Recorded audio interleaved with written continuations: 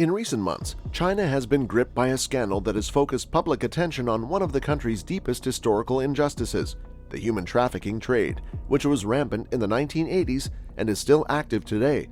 And despite new technological rules, why do surveillance cameras not appear to be a solution to the crisis? Why is China still losing a large number of people?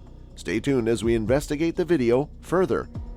Late in January 2022, there were reports that a woman in a rural part of eastern China was being kept chained to a wall of a hut. Later investigation showed that the woman, Xiao Huamei, had been taken by traffickers in the southwest of China in the late 1990s and sold to a man in the east.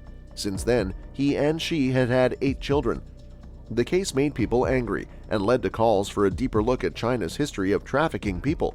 Between 2017 and 2020, at least 1,250 women who had been trafficked were brought before Chinese courts. Traffickers kidnapped weak women to sell as wives to men in other parts of China. This was a common pattern for these crimes. Still, it's likely that many more cases haven't been found yet. The census data for the area where Xiao was held captive found some troubling migration patterns. For example, a lot of young women from low-income provinces in the southwest of China are getting married in rural areas in the east.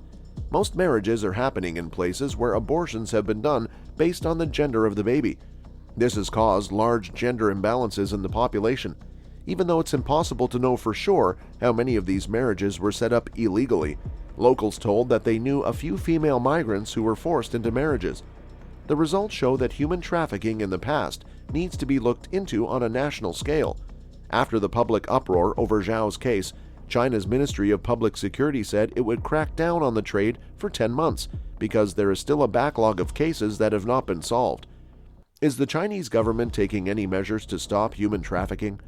Over the years, the Chinese government has taken steps to stop the trafficking of people. Every year, the Ministry of Public Security runs campaigns to stop people from being trafficked. They do this by setting up DNA databases and online platforms where people can leave tips.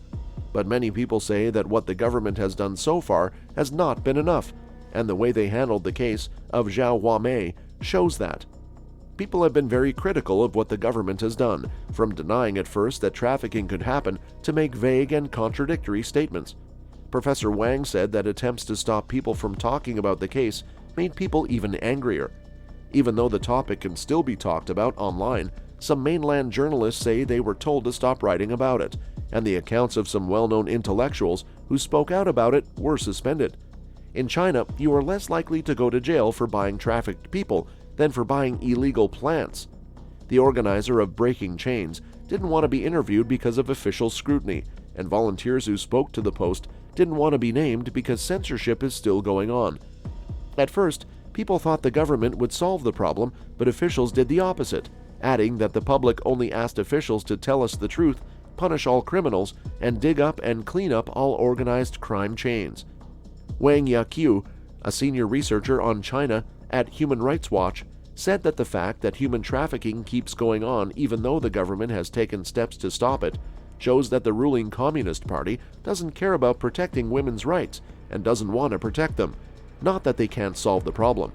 The government talks about women's rights and has laws on the books to stop human trafficking, but its main goal has always been to stay in power and keep what they call social stability.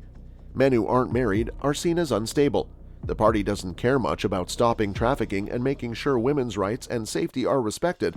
But why aren't local governments and women's federations doing more about trafficking women?